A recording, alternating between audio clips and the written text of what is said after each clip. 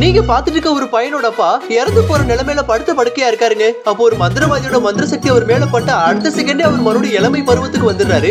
இவரை பார்க்கவே அங்க இருந்தவங்க எல்லாரும் பயங்கர ஷாக் ஆயிடுறாங்க.